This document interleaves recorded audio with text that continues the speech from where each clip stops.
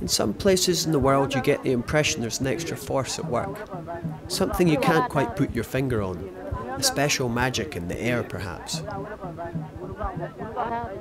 South Sudan might be economically one of the poorest countries on earth, but what it lacks in money, it makes up for in cultural treasures. This is a colourful land indeed.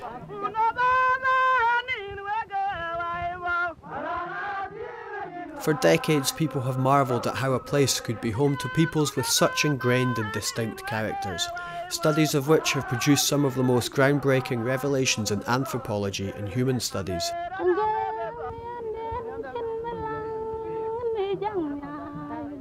There is a rare beauty in how these people have evolved, but like with so many things that display extreme tendencies, there are also inherent flaws. This is a country with hardly any tarmac roads or infrastructure at large. It is a bare land, within which life itself stands in such stark contrast to its surroundings that it somehow seems more impressive here. Dirt tracks criss-cross over tribal lands, a maze joining village to village. On visiting the cattle camps in Bor district, you can see nomadic humans' coexistence with cattle has synergised into a way of life that has evolved through the centuries. People and cattle. They eat, drink, live and breathe with their cattle. Their coexistence and codependence goes right down to their fiery orange hair, which gets its colour from being dyed with cow urine. Their existence is almost completely communal. Their day, from start to end, is based around communal activities: wrestling, herding, eating, singing, dancing. Sharing any of it with them, you feel closer to the earth, the wind and fire. Their lives might be admirable and incredible, but they are far from idyllic. Without sanitation, healthcare and education, the cattle camps are centres of disease and malnourishment. It's an assault that means it's survival of the fittest. From before they are born, babies must have or develop immunity, or not make it through infancy.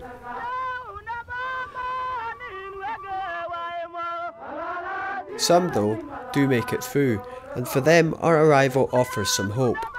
Hope that will bring medicines and treatments for their family and their cattle. But even without medicines, education derived from modern science would say the first step would be to limit the spread of disease by separating them from their cattle. And so the process immediately starts to erode the character that makes these people so remarkable. They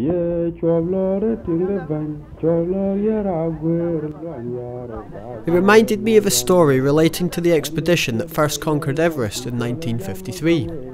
After the expedition, Urkin Sherpa, who had lived next to the mountain all his life, was asked by a member of the team, "If there was one thing we could do for your village, what would it be?" He paused for a moment and replied, "With all respect, Shahib, you have little to teach us in strength and toughness, and we don't envy you your restless spirits. But knowledge for our children, that we would like to see." He had highlighted a fundamental difference that separated peoples around the world. As some sought the elusive idea of progress, pushing science, developing medicines, building structures that reached into the sky and launching rockets that went into space, others simply believed in being, and being together.